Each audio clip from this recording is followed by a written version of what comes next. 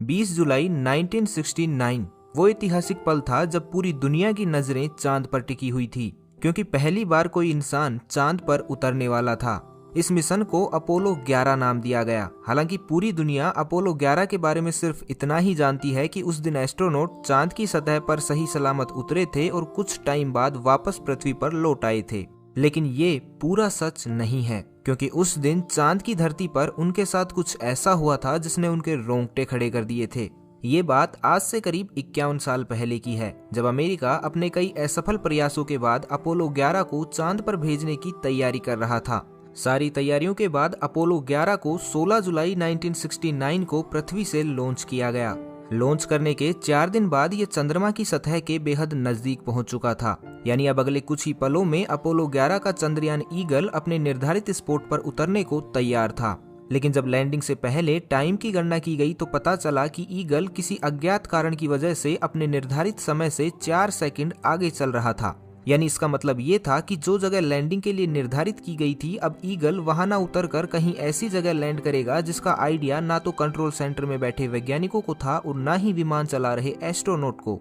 इधर अंतरिक्ष यान और चंद्रमा के बीच की दूरी अब महज कुछ ही किलोमीटर बची थी, जो एक बड़े खतरे का संकेत था, क्योंकि ये एक ऐसी लैंडिंग होने वाली थी जिसका परिणाम क्या होगा ये आर्मस्ट्रॉन्ग और एल्ड्रिन दोनों ही नहीं जानते थे।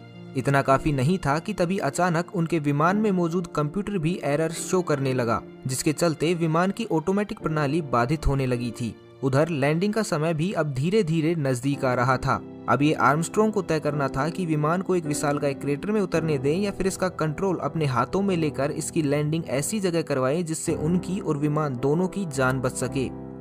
आर्मस्ट्रॉन्ग ने स्थिति की गंभीरता को मापते हुए विमान का कंट्रोल अपने हाथों में लिया और 20 जुलाई रात करीब 8:17 पर ईगल की सफल लैंडिंग करवा दी। आपको बता दें कि आर्मस्ट्रॉन्ग द्वारा चुनी गई जगह को खुद उन्होंने ही ट्रैंक्विलिटी बेस का नाम दिया था, जहां गर्व के साथ आर्मस्ट्रॉन्ग और एल्ड्रिन ने पहली बार कदम रखे थे और फिर अपने देश का झंडा फहराया था।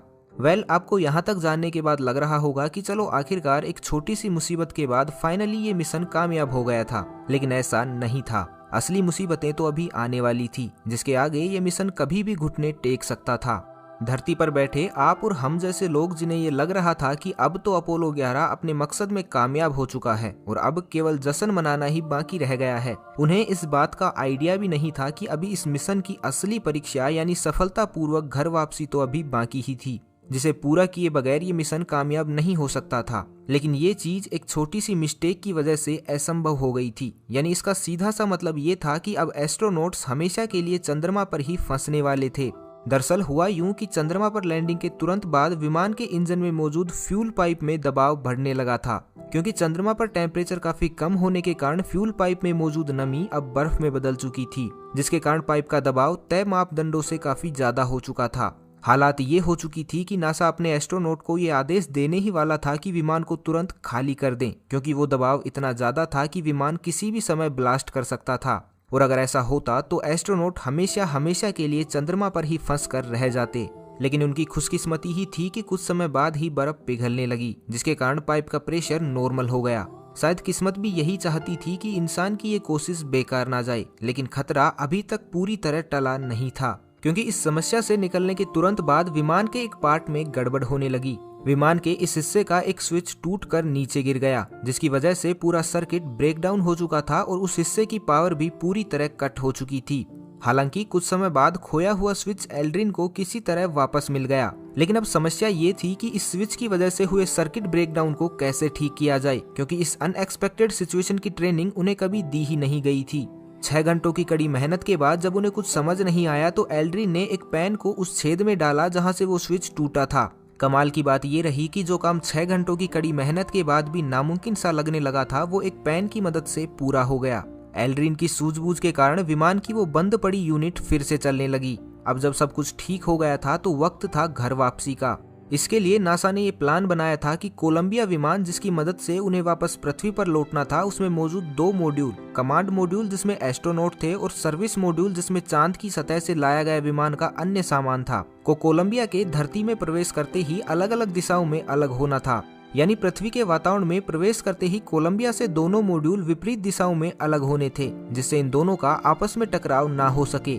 इस तरह प्रशांत महासागर में दोनों ही मॉड्यूल की सफल लैंडिंग हो जाती और मिशन भी कामयाब हो जाता। लेकिन शायद इम्तिहान की घड़ियां अभी खत्म नहीं हुई थी। जैसे ही ये दोनों मॉड्यूल एक दूसरे से अलग हुए तो ये दोनों अपोजिट दिशाओं में जाने की बजाय एक दूसरे के आगे पीछे एक ही दिशा में गिरने लगे। जिस स्पीड से ये दोनों मॉड्यूल नीचे की तरफ आ रहे थे उस समय टकराना तो छोड़िए, अगर ये दोनों आपस में टच भी हो जाते तो वहीं ब्लास्ट हो जाते। लेकिन यहाँ भी उनकी किस्मत ने उनका पूरा साथ दिया। दोनों मॉड्यूल बिना किसी टक्कर के सफलतापूर्वक अंततः 24 जुलाई को प्रशांत महासागर में आकर गिरे, जिसमें किसी तरह का कोई नुकसान नहीं हुआ और आखिरकार अपोलो 11 पूरी तरह कामयाब रहा।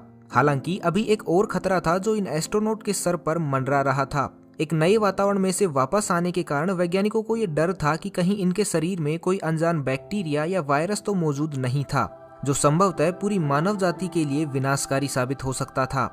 इसलिए तीनों एस्ट्रोनॉट्स को अगले 3 हफ्तों के लिए क्वारंटाइन कर दिया गया, ताकि अगर उनके शरीर में किसी वायरस या बैक्टीरिया ने प्रवेश किया हो तो उसका असर दिख सके। हालांकि एक कड़वी सच्चाई ये भी थी कि उस क्वारंटाइन सेंटर से बाहर आने से पहले या तो उन्हें स्वस्थ होना था या फिर किसी अनजान बीमारी से घिरकर मर जाना था, क्योंकि अगर वो किसी एलियन बैक्टीरिया से संक्रमित होते तो उसका इलाज शायद पृथ्वी के वैज्ञानिकों के लिए संभव ही नहीं था। लेकिन यहाँ भी उनका साथ उनकी किस्मत ने बखूबी निभाया और ये लोग अपना क्वारंटाइन पूरा करके दुनिया के सामने एक रियल हीरो की तरह वापस आए। तो बस आज के लिए इतना ही। मैं मिलता हूँ आपको अगले वीडियो में। तब तक के लिए खुश रहें, मस्त रहें, हंसते रहें। भगवान करे आप सभी का दिन शुभ हो।